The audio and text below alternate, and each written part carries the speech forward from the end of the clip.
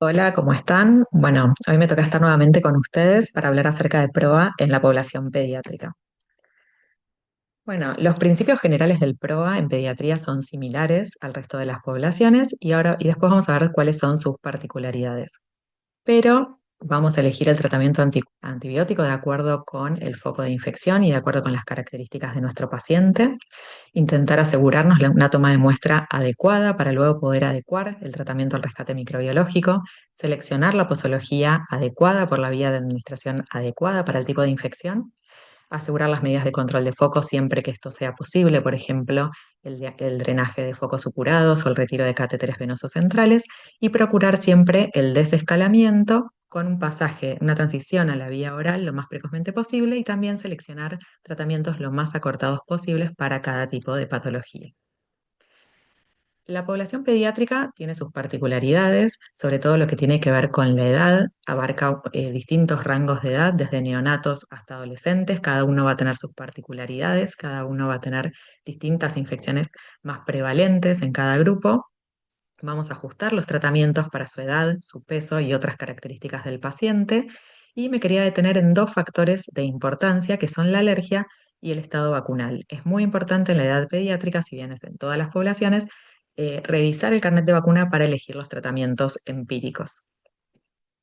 Con respecto a las vacunas, sabemos que la introducción de las diferentes vacunas cambia la epidemiología de las infecciones y, por ejemplo, con la introducción de la vacuna para Haemophilus influenzae ya en la década del 90, baja drásticamente la carga de enfermedad invasiva por Haemophilus en niños, neumonías, otitis, meningitis, sepsis y también la mortalidad por esta etiología. Pero tenemos que tener en cuenta este agente etiológico en pacientes que no estén adecuadamente vacunados y en pacientes inmunosuprimidos. Y la otra vacuna de impacto es la vacuna antineumocóxica, que primero con la introducción de la vacuna polisacárida y luego con las distintas vacunas conjugadas, que también bajan drásticamente la enfermedad neumocóxica invasiva, pero tenemos que saber que todavía tenemos riesgo de infección neumocóxica, sobre todo por serotipos no vacunales en los niños que están adecuadamente vacunados. Y el estado de vacunación, completo o incompleto, también puede cambiar el abordaje de algunas patologías, por ejemplo, en el caso del lactante febril sin foco, que el enfoque es diferente si el paciente se encuentra adecuadamente vacunado o no, porque esto cambia el riesgo de este tipo de infecciones. Con respecto a la alergia, si bien es algo que sucede en todas las poblaciones, es muy relevante en pediatría porque puede condicionar durante toda la vida del paciente un cambio terapéutico hacia terapias que no son las de primera línea si catalogamos inadecuadamente un paciente como alérgico. Este es un estudio bastante reciente en España que muestra lo mismo que vemos y que ya sabemos, que las sospechas de alergia generalmente son mucho mayores a las alergias reales a penicilina y a betalactámicos. Cuando reinterrogaron a los pacientes, vieron que la mayoría de estas sospechas de alergia eran ocasionadas por síntomas cutáneos leves, que no contraindican completamente el uso de cualquier betalactámico, y que va a condicionar a tratamientos de segunda línea y a tratamientos de mayor espectro, y acá lo que vieron sobre todo fue el sobreuso de macrólidos. ¿Cómo podemos hacer entonces para desetiquetar a los pacientes como alérgicos a penicilina y que puedan volver a recibir betalactámicos? Este es un algoritmo de identificación de pacientes de bajo riesgo que solamente con tres preguntas se elabora un algoritmo que nos permite diferenciar a aquellos pacientes de bajo riesgo o aquellos pacientes que tenemos que hacer más pruebas o derivar al alergista.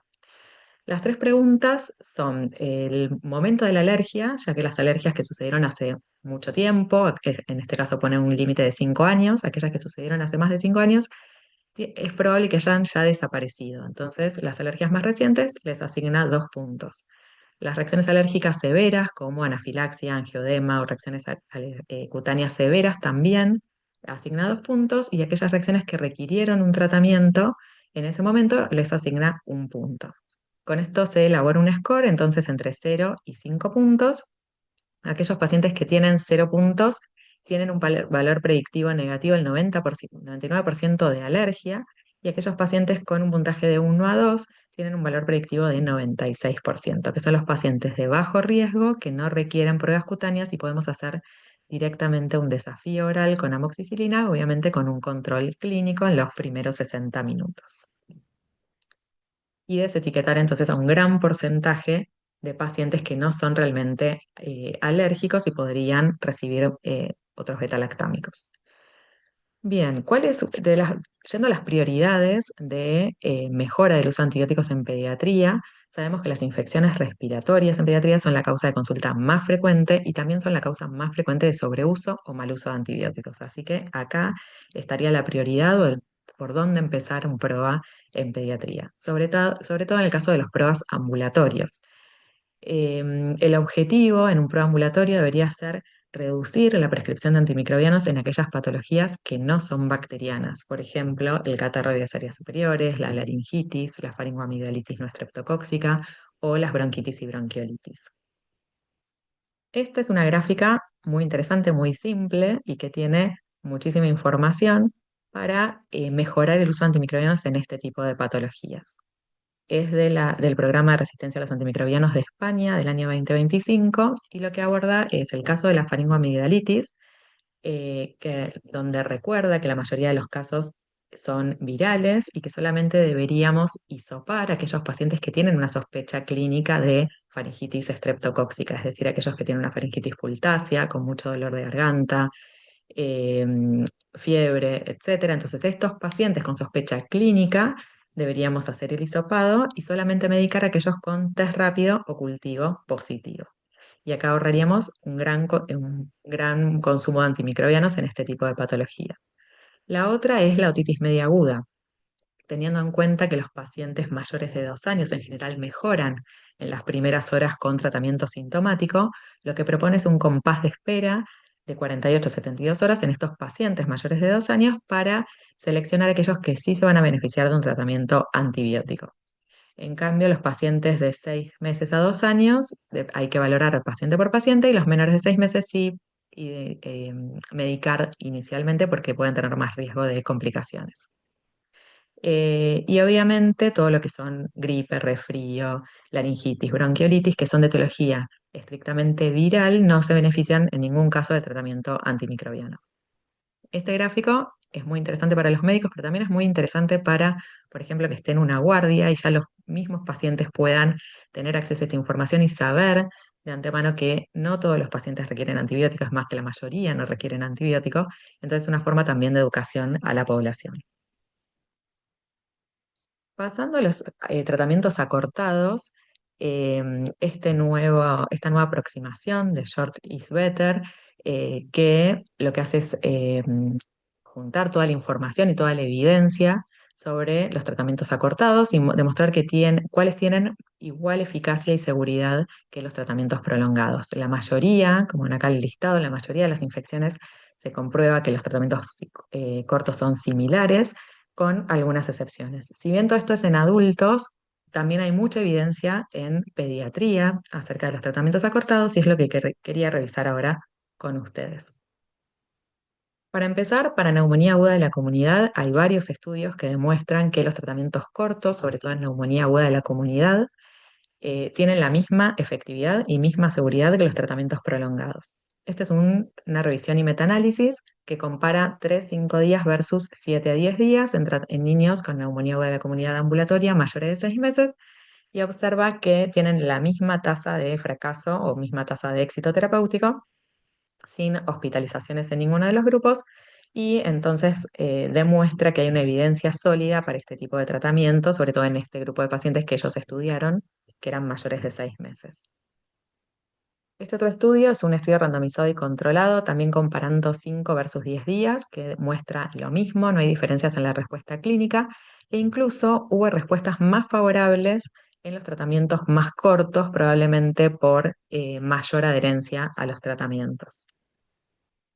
Y este, que es un estudio bastante reciente en un hospital también en España, es un retrospectivo casi experimental que ellos compararon lo que hacían antes, las pautas largas de tratamiento, versus lo que hacen ahora, que son las pautas cortas. Entonces compararon 7-10 días versus 5 días, que es el tratamiento actual, observando la misma eficacia clínica, sin riesgo de hospitalización y, como hallazgo interesante, vieron una menor reconsulta en la guardia, que esto probablemente tenga que ver con más efectos adversos en los tratamientos más largos.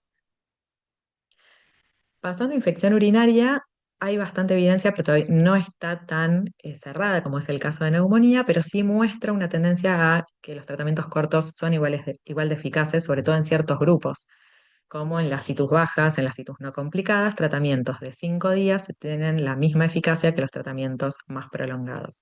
Este es un estudio randomizado de no inferioridad que, si bien no alcanzó la no inferioridad, el fracaso realmente fue muy bajo. Dos pacientes de 328 en el de 10 días versus 14 de 336 en 5 días. Entonces lo que ellos dicen es que el beneficio de un tratamiento largo es mínimo y todos los fracasos terapéuticos que tuvieron en realidad fueron sin fiebre, fueron sin complicaciones. Este otro metaanálisis en realidad muestra resultados similares, compararon 2 5 días versus 6 a 14 días y vieron un leve beneficio de los tratamientos más prolongados y sin beneficios a largo plazo. Podría haber una persistencia de la bacteriuria a corto plazo, pero sin relevancia a largo plazo, con lo cual concluyen que los tratamientos cortos, sobre todo para itus no complicadas, itus afebriles, son igualmente efectivos. También hay evidencia para otros tipos de patologías como la osteoartritis. Esta es una revisión sistemática donde vieron tratamientos acortados de osteoartritis. La mayor evidencia proviene de un trabajo del doctor Peltola en Finlandia, donde hacen tratamientos acortados endovenosos, sobre todo de 2 a 4 días, con un posterior pasaje a la vía oral, con 10 días totales para artritis y 20 días totales para osteomielitis, sin fracasos terapéuticos a los 12 meses. Y lo que es interesante acá muestra cuáles son los criterios del cambio temprano a la vía oral que podemos tener en cuenta: la mejoría clínica, que el paciente esté afebril, que haya bajado la PCR más del 50%, hacer un mínimo de tratamiento endovenoso de 72 horas, y estos criterios aseguran, según este trabajo, una alta tasa de éxito terapéutico. Lo que sí tenemos que tener en cuenta con este trabajo es que la epidemiología puede ser diferente a la nuestra. La mayoría de los Staphylococcus aureus en este trabajo y en este país son meticilinos sensibles, y esto podría no ser aplicables a Staphylococcus aureus meticilino resistente, pero sí nos muestra que para algunos agentes etiológicos podríamos tener en cuenta este tipo de tratamientos acortados. También para bacteriemia está bastante demostrado, y sobre todo en adultos esto ya se hace habitualmente, tratamientos de 7 días para bacteriemias no complicadas por gram negativos, sobre todo las secundarias a foco urinario. Y este metaanálisis incluye un estudio pediátrico y muestra que no hay mayor riesgo de mortalidad ni mayor riesgo de recaída. Entonces, yendo a ver cuál era este estudio pediátrico, vemos que es una corte retrospectiva de 10 años en el Hospital Johns Hopkins de Estados Unidos, donde incluyeron 340 pacientes entre 2 meses y 18 años con bacteriemia por distintos gram negativos. Y compararon cursos cortos de 7 a 10 días versus prolongados de 10 a 10, de 10 a 14 días, sin riesgo de recaída, o sea, sin diferencia de recaída. Y si el factor predictor fue la conservación del catéter venoso central, predice más riesgo de recaída. Pero si sacamos este grupo de pacientes, no hay mayor riesgo. Y tampoco sin diferencia en la mortalidad. Bueno, para terminar con los tratamientos acortados, este es un estudio que revisa también toda la evidencia de tratamientos acortados, pero sobre todo cuestiona el dogma del tratamiento prolongado endovenoso en pediatría. Realmente no es necesario hacer tratamientos endovenosos más prolongados que en adultos. No hay una diferencia farmacocinética o algo que avale esto, sino que más bien tiene que ver con, lo que dice es que tiene más que ver con una tradición que con evidencia real. Y entonces, que el mensaje sería que tenemos antibióticos vía oral también potentes, que tenemos que elegirlos no tanto por que sean endovenosos, sino que tenga una buena llegada al foco de infección y que el paciente pueda tolerar este antibiótico vía oral. Así que, bueno, cuestiona este dogma y que deberíamos hacer un cambio cultural con respecto a este pensamiento. Bueno, acá les quería mostrar cómo nuestras guías de tratamiento, estos son recortes de todas nuestras guías, cómo orientamos a esto del pasaje a la vía oral, en qué momento podemos hacer el pasaje a la vía oral en distintas patologías, cuando el paciente esté afebril, cuando tolere vía oral, etcétera, y también cuál es la propuesta de tratamiento para los distintos tipos de patología. Por ejemplo, para neumonía de la comunidad, pero en pacientes internados, proponemos 7 días totales, obviamente en pacientes con buena evolución todo esto, ¿no? En neumonía asociada a ventilación, también 7 días. En infección urinaria baja, 3 a 5 días, y alta, 7 a 10 días, excepto en itus complicadas, que se hacen tratamientos más largos. Y en infecciones abdominales también Luego de un drenaje adecuado del foco, tratamientos entre 5 y 7 días, aunque también hay evidencia de tratamientos más acortados. Con respecto a los indicadores de consumo que utilizamos en pediatría, sabemos que no podemos utilizar el mismo indicador que en adultos, que es la dosis diaria definida, porque acá tenemos mucha variabilidad de edades y pesos. Entonces, lo que se usa más en forma extendida son las dosis, los días de tratamiento, DDT o DOT. Con esto elaboramos una tasa, generalmente cada 1000 días paciente. Y también lo que medimos es la calidad de la prescripción, teniendo en cuenta la clasificación AWARE, que la vimos la vez pasada, que tiene que ver con el tipo de antimicrobianos de menor espectro, intermedios o de antibióticos de reserva, que son de mayor espectro y de último recurso. Entonces, les quería mostrar cómo hacemos esta medición nosotros a lo largo de los meses. Estos son solo unidades cerradas, por eso van a ver que hay un mayor consumo de antibióticos del grupo de precaución. Esto sí, igualmente se podría reducir con distintas estrategias, pero nos va mostrando, nos va guiando dónde podemos hacer intervenciones. Vemos que tenemos un consumo aceptable de antibióticos de reserva de un 4%, que acá incluye no solamente ceftazidimab y Bactam, sino también incluye linezolid, colistina, etcétera. Y los celestes, que son antifúngicos, donde sobre todo tenemos un alto consumo en salas de pacientes inmunosuprimidos. Pero esto nos da una orientación, lo vamos siguiendo en el tiempo y vemos estrategias futuras a implementar. Y por último, les quería contar dos intervenciones que hicimos en el hospital. Esta primera fue el inicio del PROA en el hospital, fue la primera aproximación que tuvimos con la elaboración de las 3 primeras guías de tratamiento de infecciones respiratorias, de infección urinaria y de piel y partes blandas.